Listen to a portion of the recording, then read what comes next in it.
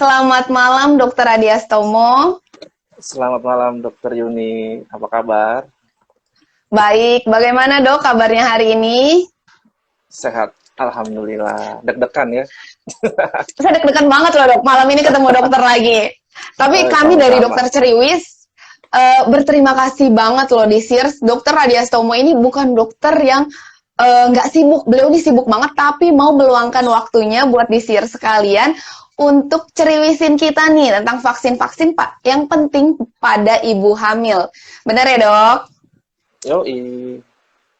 Kita mulai ya dok. Eh, Oke. Kalau ngomongin soal vaksin dok, kita kan sudah biasa sebenarnya, apalagi buat di series yang sudah punya anak nih dok. Sudah biasa tuh dengar vaksin, imunisasi. Sebenarnya definisi dari vaksin itu sama nggak sih dok sama imunisasi? Ya, jadi untuk vaksin sama imunisasi itu sebenarnya hmm, dua kata yang berbeda ya dari suku katanya dan artinya juga pasti berbeda.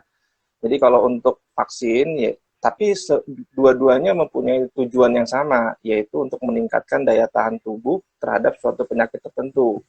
Nah, kalau untuk vaksin, jadi kita memberikan suatu uh, yaitu vaksin yang mengandung virus atau bakteri yang telah dilemahkan, yaitu caranya dengan cara disuntikan atau bisa juga ditetes dalam mulut seperti vaksin polio ya, yang gunanya untuk meningkatkan antibodi yang nanti fungsinya untuk menangkal penyakit tertentu.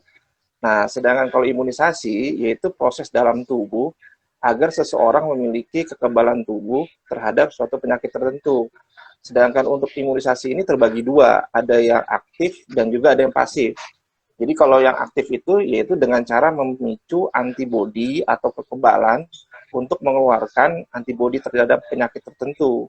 Nah, biasanya ini lebih tahan lama. Sedangkan kalau pasif yaitu tubuh diberikan antibodi yang bukan dihasilkan untuk menghasilkan ketahanan tubuh. Seperti biasanya kayak kita kenal mungkinnya beberapa bunda pernah dengar itu suntik imunoglobulin. Dan kalau yang pasif ini sifatnya lebih tidak tahan lama ya, hanya tahan beberapa bulan atau beberapa tahun. Nah, untuk jenis vaksin-vaksin sendiri itu banyak macamnya, seperti hepatitis B, polio, BCG, DTP, atau campak.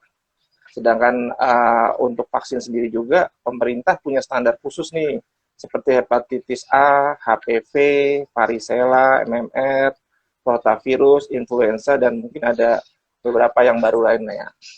Oke. Nah dok, kalau misalnya kan tadi rotavirus, MR ya, DPT, itu biasa kita kenal hepatitis ya dok. Biasa kan orang dengarnya itu buat anak-anak ya dok. Nah untuk ibu hamil sendiri, sebenarnya vaksinasi itu wajib atau enggak? Ada vaksin yang wajib nggak sih dok untuk diberikan pada ibu hamil atau diperlukan selama masa kehamilan dok? Ya, jadi untuk ibu hamil sendiri ada beberapa kriteria ya. Ada yang pertama yang direkomendasikan, lalu ada yang diberikan pada kondisi khusus, dan ada juga yang tidak boleh diberikan pada saat ibu hamil. Nah, untuk yang direkomendasikan atau wajib, contohnya seperti vaksin tetanus atau TT, terus vaksin influenza, kalau memang diperlukan ya, terus vaksin COVID untuk saat ini, karena kita lagi sedang masa pandemi ini. Lalu kalau yang dapat diberikan pada kondisi khusus, seperti vaksin pneumokokus, meningokokus, hepatitis A, dan hepatitis B.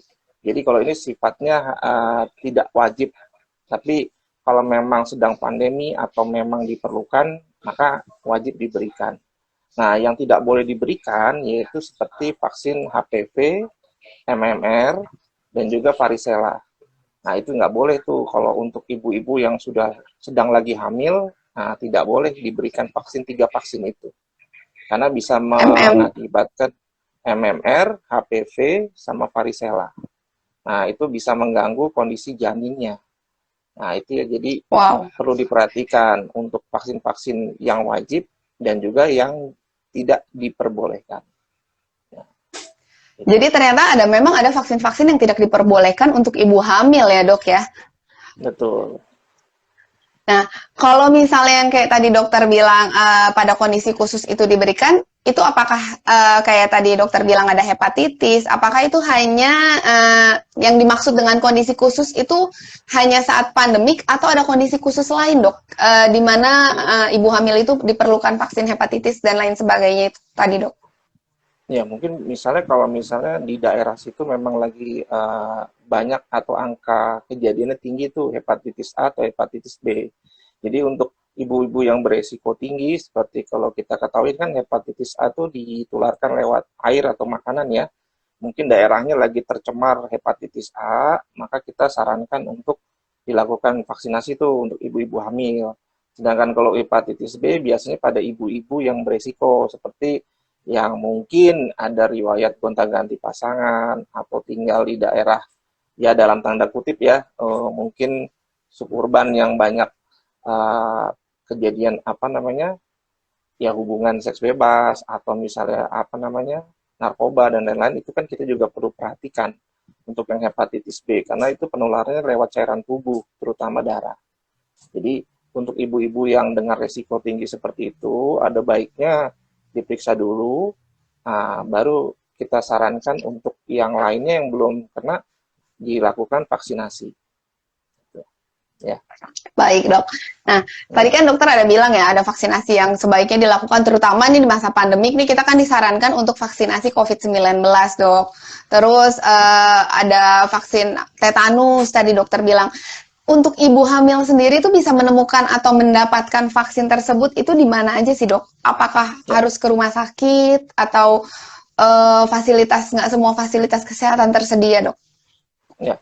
Untuk yang vaksin TT sih sebenarnya sekarang udah banyak ya, selain di puskesmas, bisa juga di mungkin di klinik-klinik atau bidan praktek pribadi. Memang itu sudah bisa dapat ditemukan dengan mudah sekali. Dan itu kayaknya setiap klinik hampir semuanya memiliki standar vaksin-vaksin tersebut. Sedangkan untuk apa namanya vaksin COVID, ya sekarang kan pemerintah memang sedang menggalakkan tuh untuk vaksinasi COVID pada ibu hamil dan juga pada apa namanya pasien-pasien dengan komorbid ya atau pemberat. Nah itu diutamakan. Jadi kalau untuk yang vaksin COVID itu bisa di rumah sakit atau misalnya bisa di sekarang fasilitas vaskes tingkat pertama juga banyak yang ditunjuk untuk apa namanya vaksinasi ya untuk COVID ini karena memang angka sebarannya masih rendah nih. Nah, jadi kita butuh banyak tempat dan juga banyak acara ya untuk melakukan vaksinasi COVID ini supaya lebih cepat peredarannya. Itu sih. Ya. Nah, untuk ibu hamil yang bisa menerima vaksin COVID itu apakah semua ibu hamil bisa menerima vaksin COVID-19 ini, dok? Atau ada syarat-syarat khusus, dok? Ya, jadi kalau untuk vaksinasi COVID pada ibu hamil, itu syaratnya yang pertama, yang pasti harus sehat. Otomatis yaitu sehat jasmani dan rohani. Dan yang kedua, pasiennya mau dan bersedia untuk divaksinasi COVID. Lalu yang kedua, kita lihat dari usia kehamilannya. Untuk saat ini, dari surat edaran POGI, yaitu pada usia kehamilan 12 sampai 33 minggu. Jadi, untuk usia hamil itu yang paling optimal saat ini untuk vaksinasi pada ibu hamil. Lalu yang keempat, yang ketiga ya, jadi telah sembuh dari COVID minimal 3 bulan. Jadi kalau untuk vaksinasi, yang ibu-ibu yang kena COVID sebelumnya, itu minimal 3 bulan, harus baru boleh divaksin lagi. Gitu. Lalu selain itu juga kita perlu juga menunda vaksin kalau misalnya ibunya curiga atau confirm dari COVID. Lalu yang kedua ada riwayat darah tinggi atau preeklamsi. Terus dikonsulkan dulu kondisinya ibu dan janinnya. Lalu yang ketiga ada riwayat penyakit yang tidak terkontrol seperti diabetes mellitus, itu harus diperhatikan juga. Dan ada reaksi alergi. Ibunya punya alergi nggak? Harus kita tanyakan juga tuh. Jangan sampai udah kita vaksin terjadi KIPI, itu kan beresiko. Itu sih. Nah, dok, kalau itu kan ngomong soal vaksin COVID-19 ya, dok. Sedangkan tadi kan juga ada soal vaksin tetanus. Nah, untuk vaksin tetanus sendiri, ada umur kehamilan khusus nggak sih, Dok? Kapan seorang ibu hamil itu bisa menerima vaksin COVID-19? TT apa COVID nih? Vaksin TT ya? Vaksin Vaksin tetanus maksud saya, Dok. tetanus ya. Jadi untuk vaksin tetanus atau vaksin TT, biasanya biasanya sih ibu-ibu yang pranikah ya, mereka pada suntik vaksinasi tuh untuk TT. Kalau ibu-ibu sudah masuk, udah pernah sekali, ya itu lebih baik. Tapi kalau misalnya belum, biasanya kita berikan di usia kehamilan 27 sampai 36 minggu. Baru biasanya pemberian pertama di usia kehamilan 27 minggu, lalu diulang satu bulan kemudian. Nah, itu jadi, tapi untuk vaksin TT ini minimal 1 kali selama kehamilan sudah cukup. Misalnya lupa atau bagaimana, minimal 1 kali lah selama kehamilan. Ya. Jadi selama kehamilan itu memang wajib minimal 1 kali ya, Dok, dan biasa di umur 27 minggu untuk vaksin tetanus ini. Nah, Dok, kalau misalnya untuk ibu-ibu yang mau persiapan kehamilan nih, Dok, atau lagi program kehamilan, Dok, ada nggak sih vaksin-vaksin khusus yang memang mendingan dikasih deh sambil maksudnya untuk mendukung program kehamilan itu ada vaksin khusus nggak sih, Dok? Sebenarnya untuk vaksin khususnya sih nggak ada ya, tapi memang lebih baik kita lakukan pencegahan. Nggak hanya untuk program hamilnya, tapi untuk kesehatan ibu ya sebagai calon, maksudnya nantinya akan jadi calon ibu setelah menikah. Yang selain tadi vaksin TT, vaksin COVID, lalu bisa juga dikasih vaksin HPV. Biasanya pada wanita-wanita dengan yang belum berhubungan seksual secara aktif, nah itu biasanya kita sarankan untuk pemberian.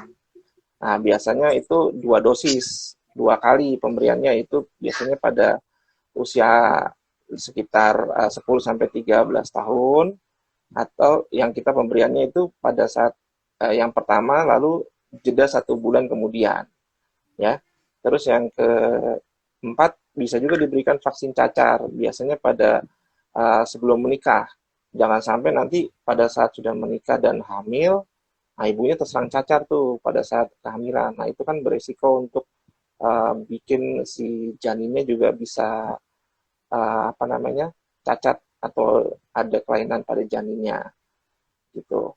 Lalu bisa juga diberikan untuk MMR, tadi vaksin MMR sebelum menikah.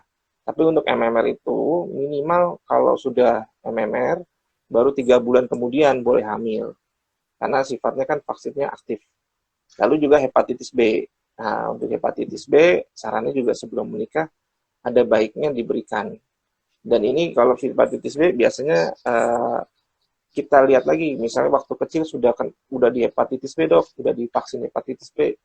Kita lihat biasanya titer antibodinya gimana. Kalau misalnya kurang atau sudah lama, ada baiknya diberikan booster juga supaya hasilnya lebih baik. Ya. Jadi untuk ibu-ibu yang persiapan hamil, amannya sih 3 bulan sebelum kita program kehamilan itu memang divaksin ya, Dok ya? Jangan deket-deket pas kita program kehamilan ya, Dok ya? Betul, betul sekali. Ya. Nah, Dok, tadi kan ngomong soal vaksin COVID ya, dokter juga udah kasih tahu syarat-syarat ibu hamil seperti apa yang bisa menerima vaksin COVID. Cuman, Dok, yang beredar sekarang itu kan banyak ya, Dok, jenis vaksin COVID-nya. Sebenarnya jenis vaksin COVID apa sih, Dok, yang boleh diberikan pada ibu hamil? Nah, ini pertanyaannya bagus sekali nih. Jadi kalau untuk vaksin COVID sendiri ini sebenarnya banyak merek kan. Kita mungkin sudah sering dengar tuh ada Sinovac, Moderna yang sudah masuk ke Indonesia, sama AstraZeneca ya kalau nggak salah. Kalau yang keempat tuh ada Pfizer, cuman itu belum masuk di Indonesia. Kalau untuk yang ibu hamil itu yang direkomendasikan yaitu ada 3, yaitu yang Moderna, Sinovac, dan Pfizer yang masih ada di Amerika mungkin saat ini ya. Indonesia belum masuk nih Pfizer nih. Jadi 3 vaksin itu yang diperbolehkan. Kalau AstraZeneca tidak disarankan untuk ibu hamil. Tapi Dok, kalau misalnya, Dok saya udah keburu di vaksin AstraZeneca nih dapatnya. Nah itu gimana tuh Dok?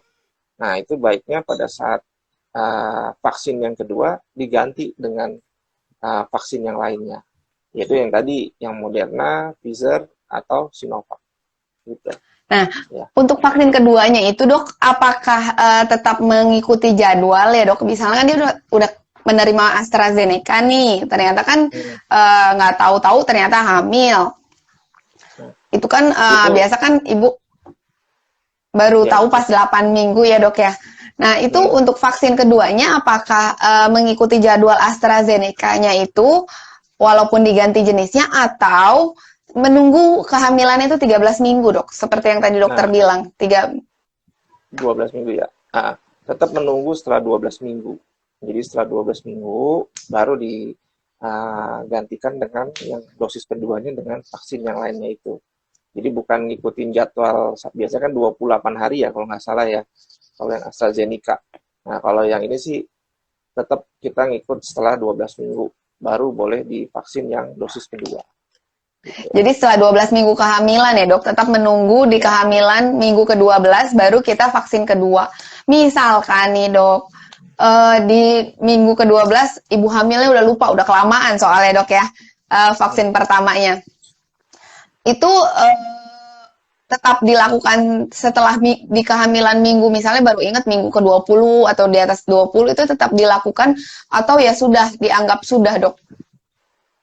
maksudnya eh, ya paling sebenarnya sih nanti kan biasanya bisa kita cek tuh dari titer antibodinya ya dari vaksinnya.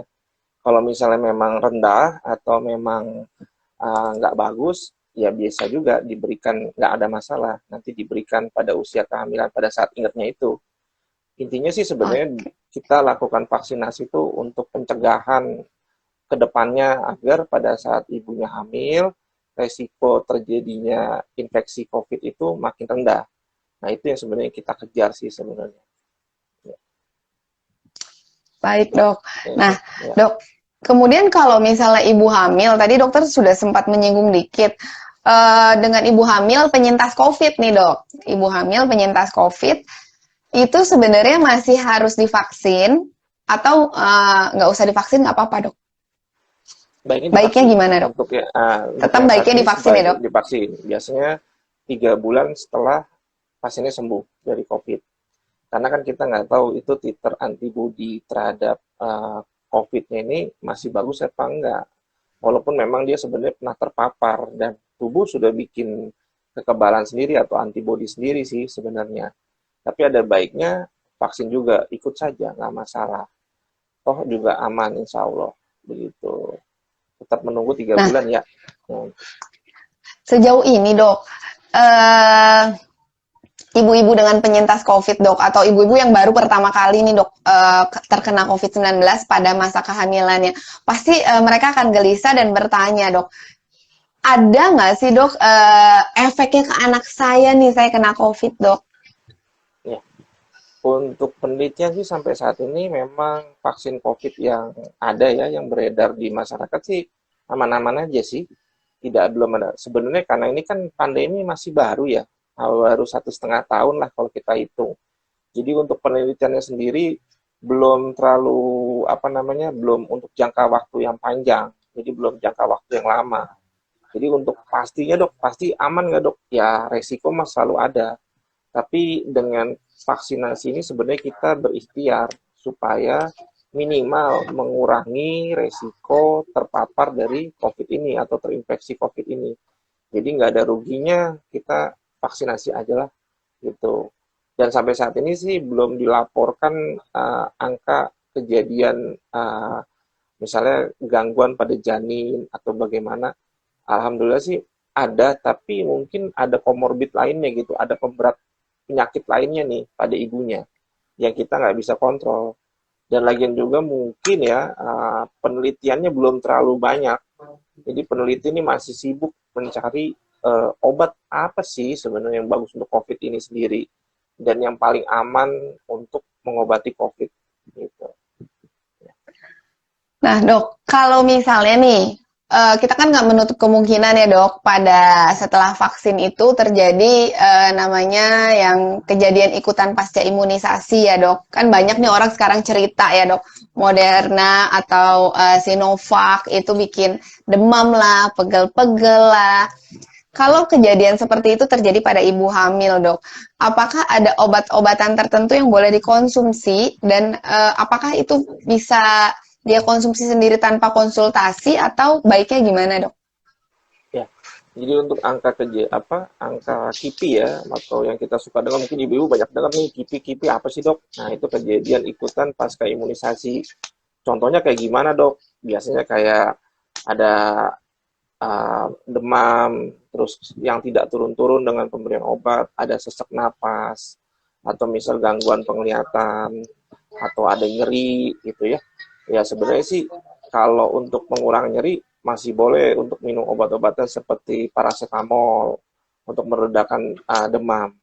Atau bisa juga ditempelkan mungkin kayak nyeri ini di tangan, bisa juga dikasih apa tuh kayak Yang apa tuh dingin-dingin ya, Dok? dingin-dingin itulah ya, nggak boleh nyebut merek lah ya. Jadi kan boleh lah ya dikasih boleh, nggak ada masalah. Tapi kalau memang itu dua, sampai saat ini sih dua itu saja sih sebenarnya yang bisa dikasih untuk pencegahan ya. Nah, tapi kalau memang sudah sakitnya berlanjut setelah pemberian obat itu apa namanya tidak berhasil, ya baiknya sih konsultasi juga sama dokter penyakit dalam. Mungkin beliau yang lebih mengetahui. Ya, dan juga dikonsultasikan juga dengan dokter kandungannya gitu. Tapi ya moga-moga janganlah gitu ya. Jadi sebatas paracetamol mah boleh lah ya, Dok. Tapi selebihnya Boleh. lebih baik dikonsultasikan dulu ya, Dok. Ya, selain itu juga mungkin kita juga bisa mencegah dengan banyak minum air putih, istirahat, makan yang banyak. Itu juga sangat membantu sekali ya. Nah, kalau ngomong soal istirahat nih, Dok, apakah istirahat setelah vaksinasi pada ibu hamil itu maksudnya wah pokoknya ibu hamil nih abis vaksinasi nih diwajibkan banyak-banyak istirahat, lebih banyak daripada biasanya atau enggak, Dok? Sebaiknya memang diwajibkan juga sih untuk istirahat ya. Karena kan kehamilannya sendiri sudah mungkin berat, apalagi kalau kehamilannya sudah usia kehamilan besar ya di atas 28 minggu, mungkin kan beban untuk ibunya lebih capek, lebih lebih gampang rentan untuk lelah atau penyakit, ya saran saya sih lebih banyak istirahat. Kok nggak ada salahnya lah, wajar untuk seorang ibu yang sedang hamil lebih banyak istirahatnya dibandingkan yang tidak mengandung atau tidak hamil. Ya. Nah, tapi ada kabar beredar nih ya, Dok. Biasalah, Dok, kata tetangga. Kan kita hidup kadang nggak jauh-jauh dari kata tetangga. Kata tetangga nggak boleh, Dok. Ibu hamil itu tidur siang. Nanti janinnya bisa kenapa-napa. Bisa ada tekanan darahnya naik ke otak. Itu betul, mitos atau fakta, Dok? Ya, sebenarnya nih mitosnya orang Indonesia nih ya begitulah netizennya kali ya, banyak banyak kasih komentar. Yang namanya orang Indonesia kan kepo ya, semuanya pengen dikepoin, pengen ini, dan semuanya pengen belajar jadi dokter, padahal ya kita tahu sendiri kan jadi dokter tuh nggak gampang, sekolahnya lama. Nah sebenarnya untuk ibu-ibu yang dengan kehamilan atau dengan apapun sebaiknya tetap bertanya ke tenaga kesehatan, atau kalau misalnya itu dikonsultasikan ke dokter kandungan atau dokter umum yang terdekat supaya informasinya nggak salah.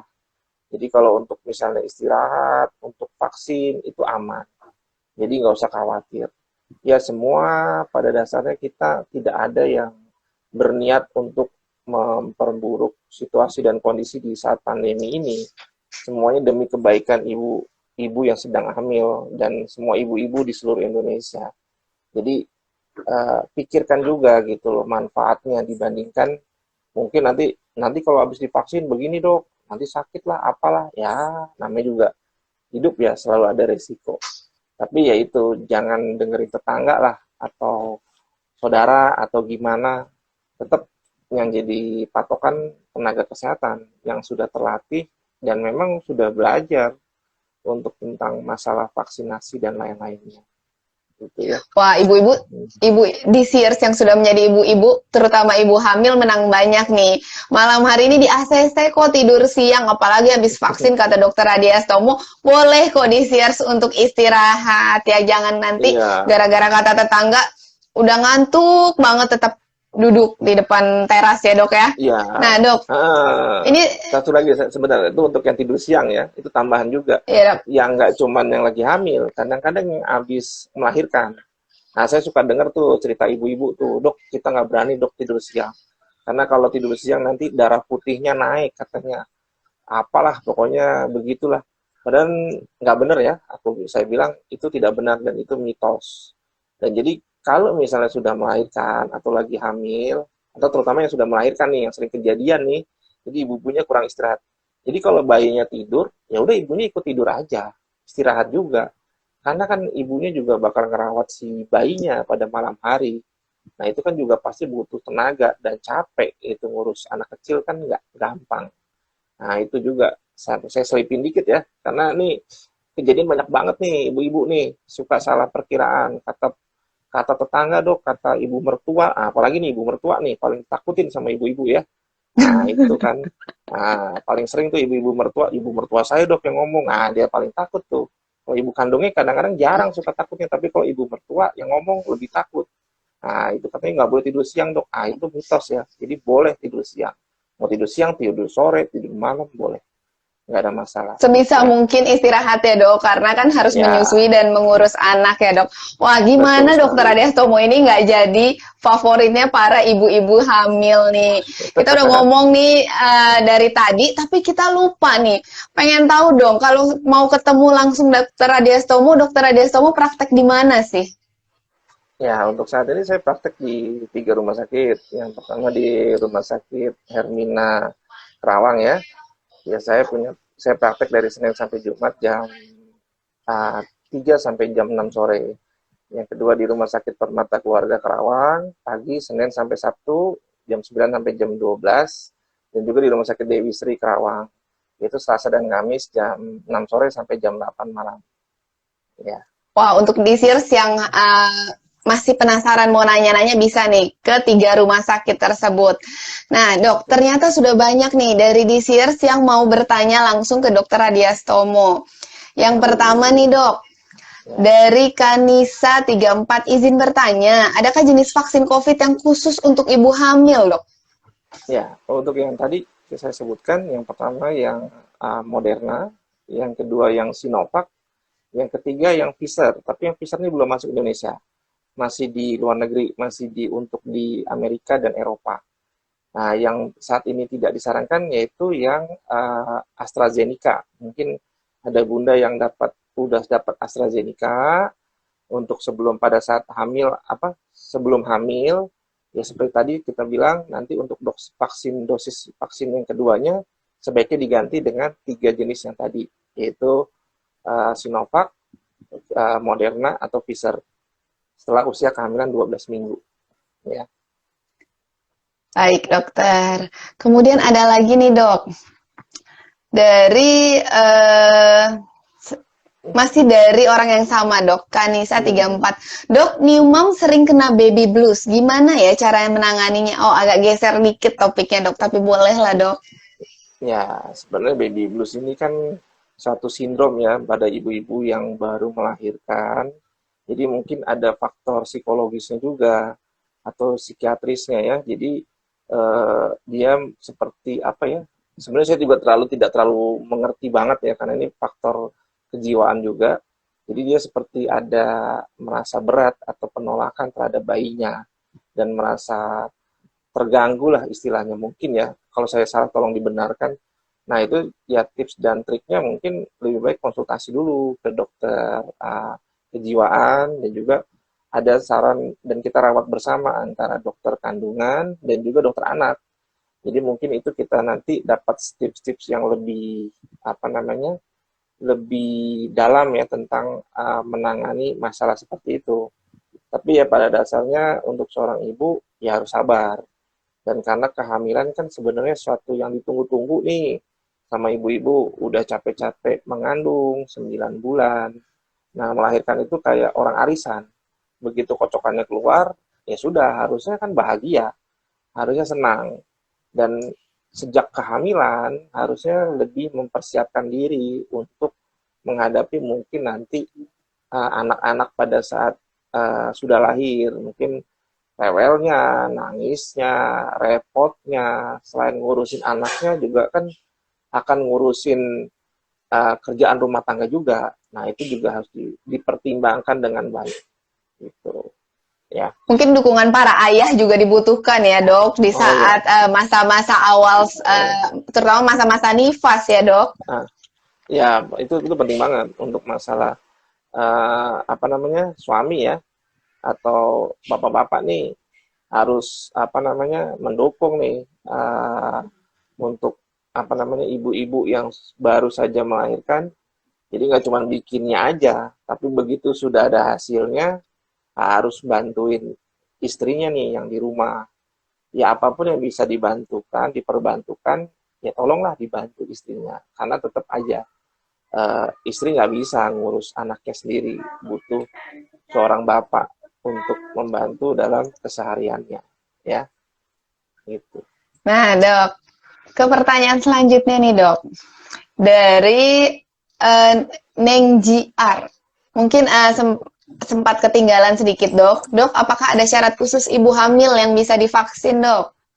Ya, mungkin saya ulang lagi ya. Yang pertama sehat, yaitu baik jasmani maupun rohani. Jadi ibunya mau untuk vaksin. Jadi tidak boleh sifatnya dipaksakan. Tapi kan ini sebenarnya apa namanya disarankan oleh saat ini oleh kami Perhimpunan Dokter Spesialis Kandungan. Lalu yang kedua, usia kehamilannya harus usia kehamilan 12 sampai 33 minggu. Lalu yang ketiga mungkin kalau misalnya pernah sebagai penyintas COVID telah sembuh minimal 3 bulan untuk itu. Lalu apa namanya kalau misalnya ada pemberat seperti curiga atau yang confirm COVID, nah itu ditunda. Lalu kalau yang punya darah tinggi, penyakit diabetes mellitus, punya riwayat alergi, nah itu juga ada baiknya diperiksa dulu di apa namanya harus mengisi ada kuesioner biasanya kan sebelum pemberian vaksin harus ada surat pernyataan dan kuesioner ada beresiko nggak punya penyakit tertentu nggak nah itu harus diperhatiin jadi Nah, syarat-syaratnya sementara sih itu aja. untuk ibu untuk ibu-ibu hamil yang akan menerima vaksin, dok, apakah sebaiknya minta surat rekomendasi dulu dari SPOG-nya, dok? Itu akan Ya, dikeluarkan atau sebenarnya selama kontrol rutin dikatakan sehat, dia tidak usah surat rekomendasi, langsung bisa ke tempat penyedia vaksin ya, dok?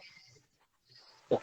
Untuk yang terbaru ya dari surat edaran dari POGI dari kami Perkumpulan Obstetri dan Ginekologi tidak perlu ada rekomendasi dari kami dokter kandungan. Jadi semua ibu hamil dengan usia kehamilan 12 sampai 33 minggu boleh untuk vaksin. Malah sebaiknya kita juga mewajibkan untuk ibu-ibu untuk vaksin, ibu-ibu hamil dengan usia kehamilan tersebut untuk vaksin. Dan tidak ada ruginya kok, tidak ada salahnya untuk vaksin, ya. Gitu. Baik, dokter. Nah, ini ada pertanyaan lagi, dok, dari Aster Widodo. Dok, saya jauh sebelum hamil sudah pernah vaksin sampai TT5. Apakah saat hamil perlu divaksin lagi, dok? Sebaiknya sih divaksin lagi ya, minimal sekali lah pada usia tadi, usia kehamilan 27 sampai 36 minggu. Karena kan sebenarnya kita tidak tahu si titer antibodinya bagaimana nih ibu terhadap tetanusnya, apakah sudah menurun atau tidak. Tapi kalau memang aksesnya sulit atau repot, dan ibu juga mungkin bekerjanya tidak beresiko untuk kena tetanus, seperti bekerja yang kotor, tanah-tanah, itu berhubungan dengan tanah atau bagaimana. Ya sebenarnya moga-moga sih aman-aman saja. Tapi ada baiknya minimal sekali lah divaksin. Uh, Toh nggak ada ruginya. Itu untuk lebih baik untuk membooster yang vaksin yang udah TT 5 kali tersebut. Jadi nggak ada salahnya.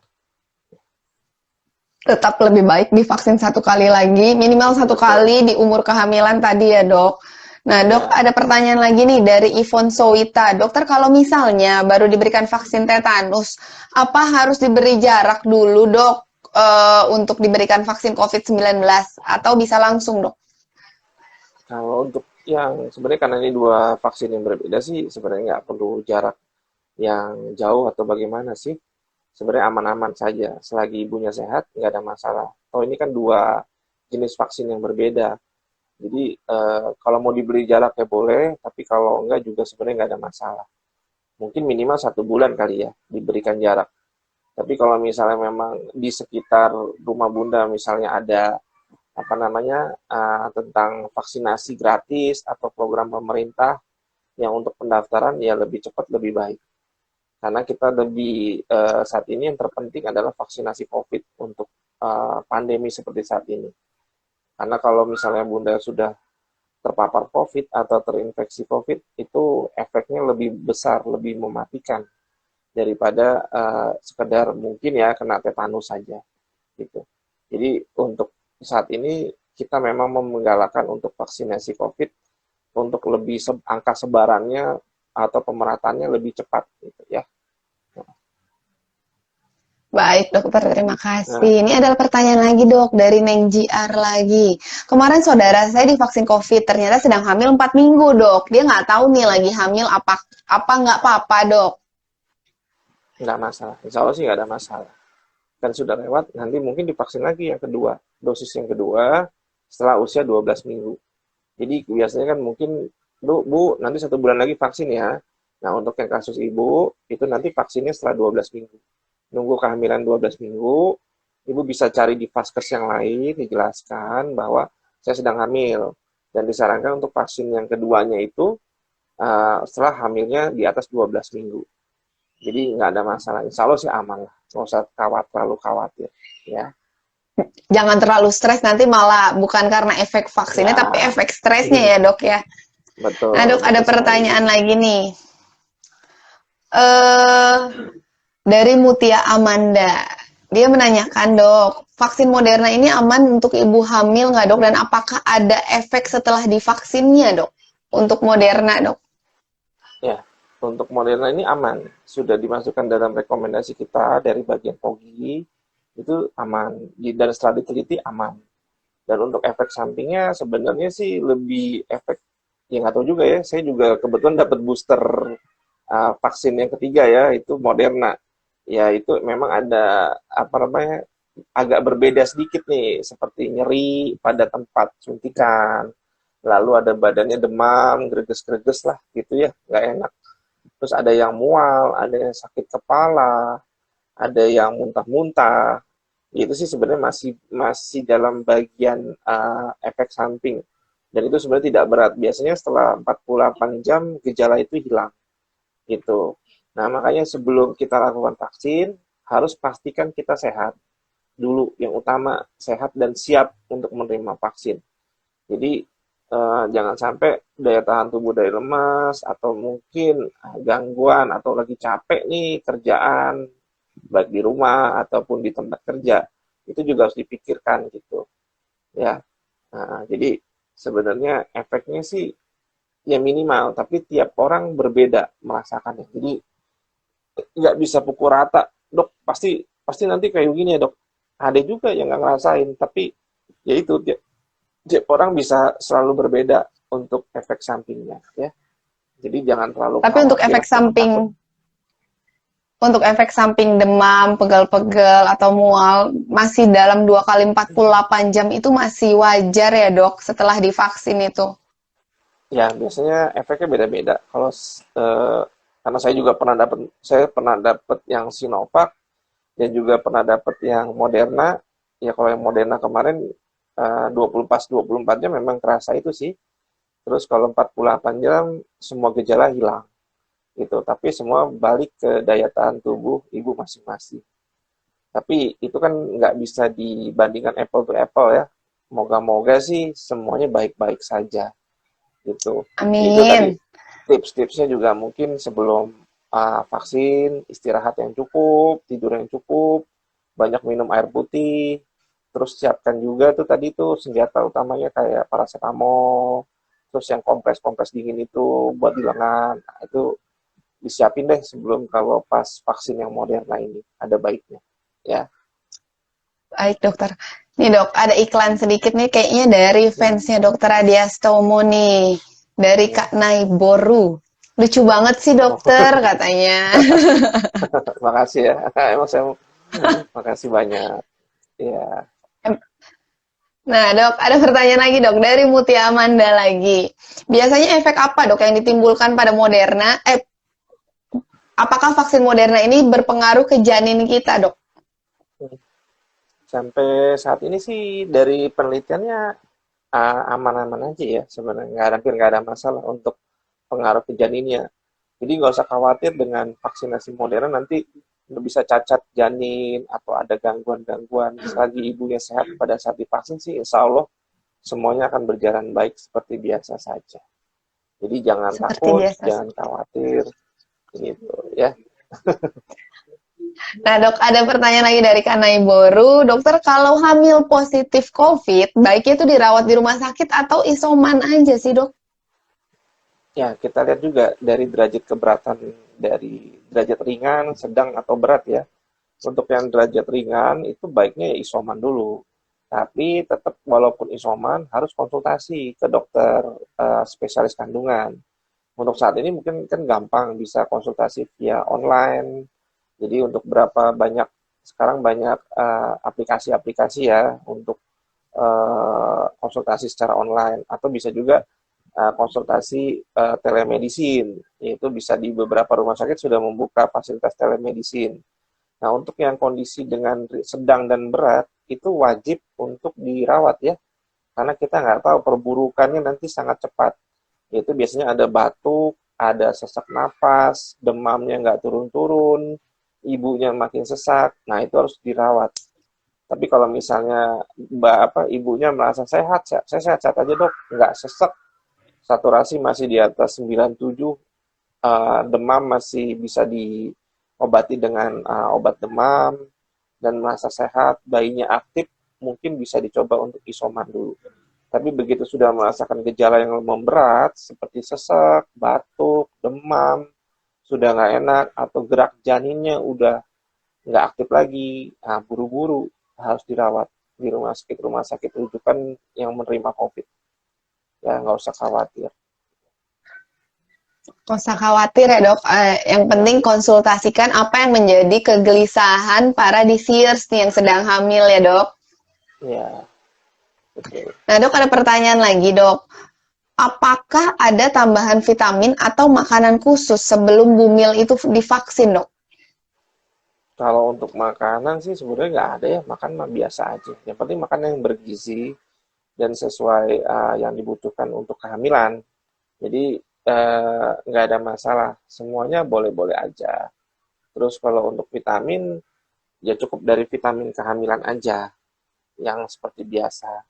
Jadi nggak ada persiapan khusus sih sebenarnya. Yang penting ya itu tadi, cukup istirahat, makan yang cukup, bayi ibunya seibu dan bayi sehat. Itu aja sih saya rasa. Yang penting bahagia ya, dok.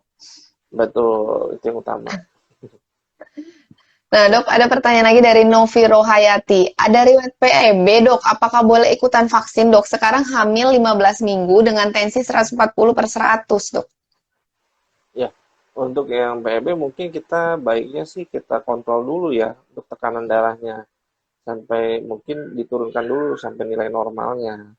Biasanya tekanan sistolnya jangan lebih dari 120 dan diastolnya di bawah 90. Nah, itu biasanya sebelum vaksin ada baiknya periksa dulu ke dokter kandungan. Nah, terus kita lihat kondisi ibunya juga bagaimana dan janinnya gimana. Tapi kalau misalnya ibunya sehat, tensinya terkontrol dengan baik, nggak ada masalah untuk vaksin. Ya, tapi ini ibu juga, saya juga bingung juga nih, PEB di 15 minggu. Biasanya jarang sekali tuh. Karena biasanya PEB untuk mungkin ini yang early onset ya, yang timbul di awal-awal kehamilan. Kalau untuk ibu. Biasanya PEB biasa di atas 28 minggu biasanya. Nah, Atau untuk yang mungkin ibu, kehamilan sebelumnya, dok. betul bisa juga ada mungkin ibu-ibu dengan riwayat kehamilan sebelumnya dengan darah tinggi. Nah, itu kita harus lebih waspada ya, harus lebih care lah gitu. Jadi ada baiknya konsultasi dulu sama dokter kandungannya untuk menilai kondisi terakhir ibu dan janinnya, baru dilakukan vaksinasi. Ya, gitu. Nah, dok, ada pertanyaan lagi nih, dok, dari Astia Rosadi. Dok, untuk busui, ibu-ibu menyusui nih, dok, baiknya divaksin pas masa nifas atau nunggu masa nifasnya selesai ya, dok? Untuk ibu yang menyusui bebas, tidak ada ini. Begitu sudah melahirkan, kan sebenarnya tidak ada yang dikhawatirkan lagi ya, karena bayi sudah lahir. Jadi untuk setelah lahiran atau itu boleh pada saat masa nifas atau menunggu selesai, tidak ada masalah. Bebas saja waktunya, semuanya boleh. lebih cepat lebih baik gitu ya. Jadi nggak ada apa namanya harus nunggu-nunggu dulu. Karena kan ya sekarang pandemi nih, kita nggak tahu kenanya kapan. Jadi lebih cepat lebih baik. Jadi untuk ibu yang menyusui nggak perlu khawatir. Untuk nanti habis divaksin susunya ada apa-apa, sampai saat ini tidak ada masalah. Jadi eh, langsung vaksin aja, lebih cepat lebih baik ya. Baik, Dok. Dok, ini ada pertanyaan lagi nih, Dok, dari Florentina Stevina, Dok. Dok mau bertanya, kalau setelah vaksin COVID, apakah boleh langsung senam hamil, Dok? Wah, ibu hamil ini kayaknya semangat banget nih, Dok. Iya, bersemangat ya. Nanti belum tahu sih, kan harus dilihat dulu setelah vaksin nih gimana kondisinya Bu. Ada yang ada efek sampingnya walaupun sedikit atau bagaimana. Tapi saran saya sih nanti aja lah Bu, senam hamil mah santai aja lah. Nggak usah buru-buru, ya ntar aja kalau lagi santai-santai, sudah sehat, nggak ada gejala ikutan pos vaksinasi, boleh-boleh aja, nggak ada masalah, ya. Nggak ada masalah ya, Dok. Nggak ada pantangan Mm, ya, Dok. Yang penting udah nggak ya, demam, udah nggak pegel-pegel ya, Dok. ya betul Nah, betul Dok, banget. ini Dok, ada pertanyaan dari Faizah 97. Saya vaksin COVID udah 2 kali Dok, karena saya nggak tahu lagi hamil 6 minggu. Sedangkan dokter tadi kan bilang ibu hamil bisa vaksin di atas 12 minggu. Mungkin pertanyaannya apa itu tidak apa-apa Dok? Nggak apa-apa, nggak masalah. Memang banyak Nah, kejadian Mas, seperti ini. Nah, suka pada nanya, dok, ya saya nggak tahu dok, saya lagi hamil. Terus kan karena ada jelang waktu itu mungkin ya, mungkin nggak sadar nih lagi hamil, hamil muda. Terus tiba-tiba pada saat pengulangan, eh saya baru tahu dok, hamil, apa namanya, udah 2 kali nih hamil. Insya Allah ya nggak ada masalah. Sampai saat ini sih belum banyak dilaporkan kasus untuk kehamilan ini di bawah 12 minggu pengaruh ke janinnya. Jadi nggak perlu khawatir. Karena di masa pandemi ini, ya itu tadi, lebih cepat lebih baik. Kalau misalnya pun ada resiko mah dok, oh resiko ada nggak dok? Ya resiko mah selalu ada. Tapi kan kita melihat dari sisi lebih besarnya untuk keselamatan ibu dan bayi di kemudian hari. Jadi nggak perlu khawatir, nggak perlu takut. Ya, baik Dok. Nah, masih dari orang yang sama Dok menanyakan, mungkin agak melenceng ya Dok, kalau minum Sprite boleh nggak Dok lagi hamil? Mungkin udah waduh. kepengen banget ini Dok. Wah, ini jadi kena endorse nih ya. Kan nggak boleh nyebut Oh merek ya ya, tentunya. oh ya mungkin mungkin Ah, ya. minuman Minum bersoda dong, bersoda, minuman minum bersoda. bersoda. Ya, boleh-boleh aja sih, nggak ada masalah. Sebenarnya boleh-boleh aja, asal jangan sering-sering. Karena untuk berminuman bersoda itu dia kandungan gulanya tinggi. Jadi kalau sekedar sehari sekali atau 2-3 kali dalam seminggu nggak masalah. Nanti takutnya bayinya ngences Bu dalam perut ya.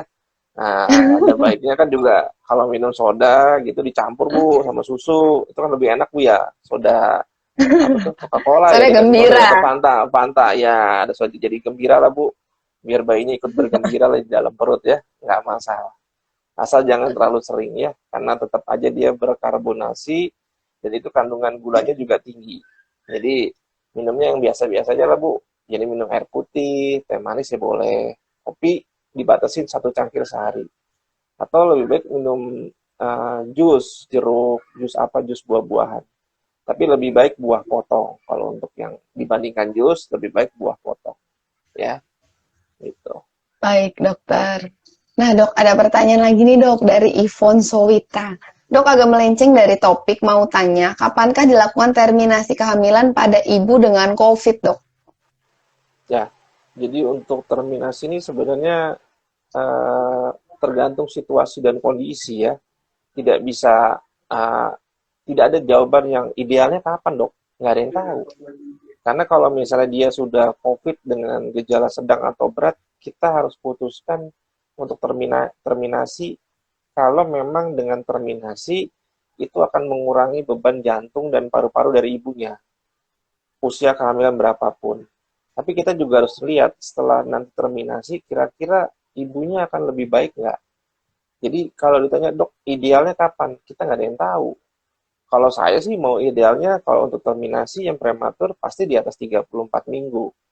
Tapi kan jangan-jangan baru 28 minggu ibunya udah sesek banget luar biasa. Jadi kayak si malakama ya sebenarnya agak sulit. Karena ya tapi kan kita pengennya kalau suruh milih dua-duanya pengennya selamat. ibu dan bayinya. Nah, itu juga harus dinilai juga. Kita punya tim perawatannya kuat nggak merawat bayi yang kecil-kecil nih. Kalau 28 minggu kan berat sekitar 1 kilogram. Kalau yang 34 minggu, 2 kilogram. Otomatis yang lebih gede bayinya, usia kehamilannya lebih besar, angka untuk bayi bertahan hidupnya tuh lebih baik. Tapi nanti kita juga lihat kondisi ibu dan ibunya. Kalau masih bisa perbaikan keadaan umum, kita pertahankan dalam rahim ibu, itu ya lebih baik lebih sampai aterem ya, sampai matang. Tapi kalau misalnya mungkin lebih memberatkan ibunya dengan kehamilan ini, mungkin kita terminasi. Dan inform consent atau penjelasan di depan itu sangat penting untuk ibunya. Tapi pada akhirnya semua kembali ke ibu dan keluarga.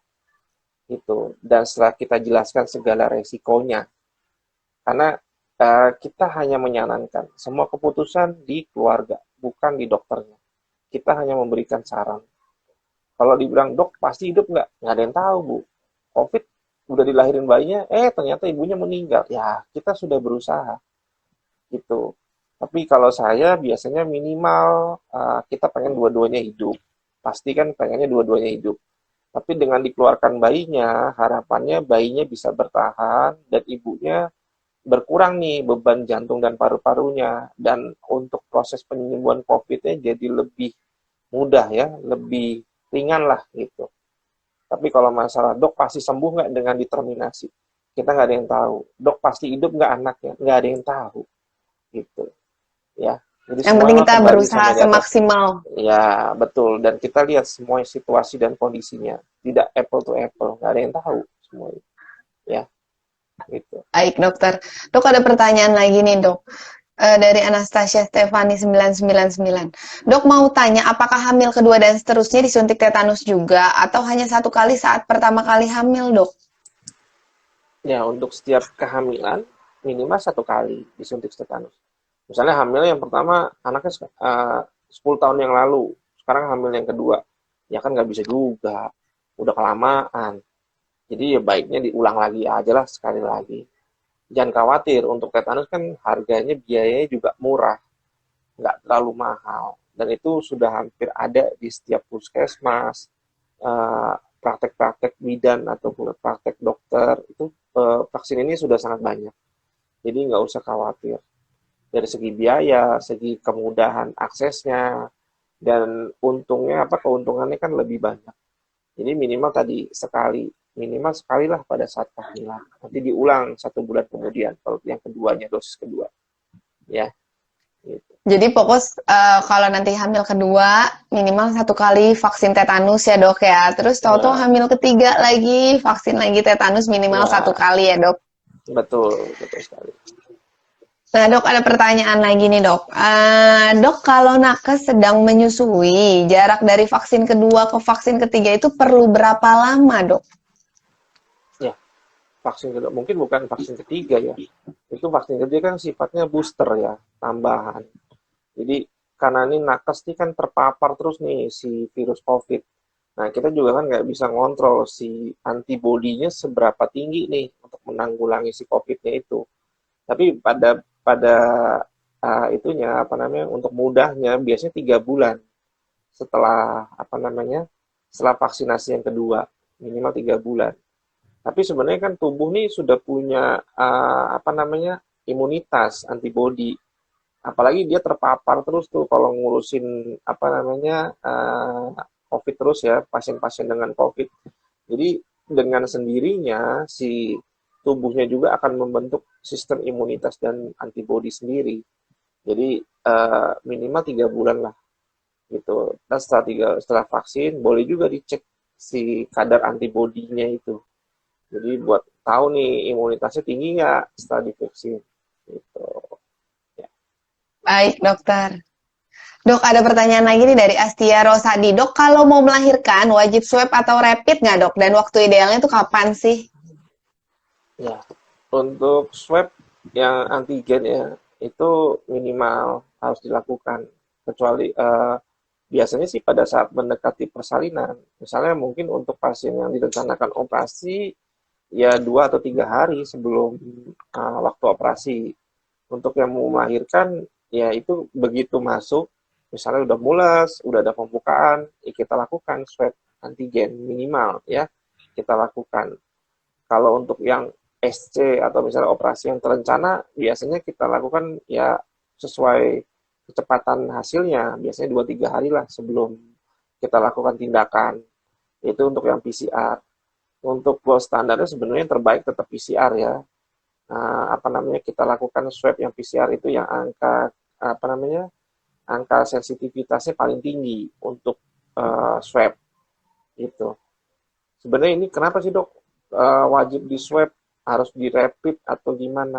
Sebenarnya itu semua adalah untuk menyelamatkan kami tenaga kesehatan, yaitu dokternya, bidannya, tenaga-tenaga kesehatan lainnya, dan ibu juga, dan juga keluarga ibu, suami dan anak-anak ibu, gitu. Lebih cepat kita tahu, kita bisa melakukan tindakan yang terbaik untuk pencegahan penularan kepada tenaga nakes dan juga keluarga ibu, gitu. Jadi nggak usah takut khawatir ya, gimana-gimana. Gitu. Jadi sebenarnya tujuannya untuk saling menjaga ya, Dok. Betul. Kembali semuanya tuh balik ke semuanya lah. Kita, dokternya, tenaga kesehatannya, keluarga ibu juga. Toh kalau misal pun nanti positif atau gimana, kita bisa melakukan tindakan yang terbaik untuk ibu. Sarannya bagaimana? Gitu, ya. Wow, terima kasih banget nih dok untuk pembahasan yang lagi tenar-tenarnya tentang vaksin COVID pada ibu hamil. Yang bikin banyak ibu hamil ini lagi pada galau nih dok. Terima kasih. Sebenarnya masih banyak banget dok pertanyaan buat dokter Adiastomo nih. Cuman mungkin karena kita terbatas karena waktu dan juga mungkin sebagian besar lainnya sudah cukup terjawab sebelumnya dari pertanyaan-pertanyaan sebelumnya nih dok. Tapi buat DCers yang masih penasaran nih, aduh kok udah dipotong sama dokter Yuni, masih bisa nih bertanya, DM langsung ke dokter Ceriwis atau follow langsung dokter @radiastomo.spog nih. Dokter Radiastomo ini dokter yang aktif banget untuk mengedukasi para ibu hamil dan sangat sering loh saya lihat membuka Q&A untuk ibu hamil. Dan untuk ibu-ibu hamil yang mungkin stres menjelang kehamilan tuh follow deh Instagramnya dokter Radiastomo. Bisa merilis stres karena biasanya lucu-lucu nih. Dan untuk informasi kesehatan bisa dilihat juga di dokter Ceriwis. Dok, untuk akhir kata nih dok, di penghujung acara nih dok, ada pesan-pesan nggak sih dok untuk ibu hamil di Indonesia ini yang sedang galau dengan vaksin COVID-19 ini dok? Ya, mungkin kita sebagai tenaga kesehatan ya, kebetulan saya dokter spesialis kandungan, ada baiknya ibu-ibu yang sedang hamil jangan khawatir untuk vaksinasi. Karena ini vaksinasi sebenarnya program pemerintah juga untuk kita menanggulangi pandemi ini dari infeksi COVID di seluruh dunia. Tolong bantu, jangan bikin presentasi yang buruk-buruk tentang vaksinasi. Tolonglah dibantu kami. Karena dengan adanya vaksin ini suatu sebagai ikhtiar kita nih bagi negara Indonesia ini untuk mengurangi angka kejadian COVID dan juga demi kesehatan ibu-ibu hamil di seluruh Indonesia. Dan juga jangan takut untuk vaksinasi. Mari kita sukseskan vaksinasi. Oke. Gitu ya.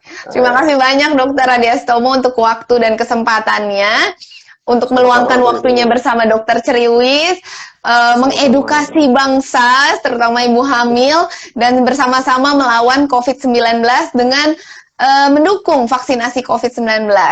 Akhir kata, saya dari Dokter Ceriwis dengan Dokter Yuni Faustin mengucapkan banyak terima kasih kepada DCers yang sudah mengikuti dari awal sampai akhirnya. Maaf untuk segala kata yang mungkin tidak berkenan dan salah terucap. Mari kita sukseskan vaksinasi COVID-19 ini untuk Indonesia tumbuh dan Indonesia tangguh. Dadah. Dadah. Terima kasih Dr. Yuni dan Dr. Ceriwis. Ya, sampai jumpa di kesempatan yang akan datang. Oke.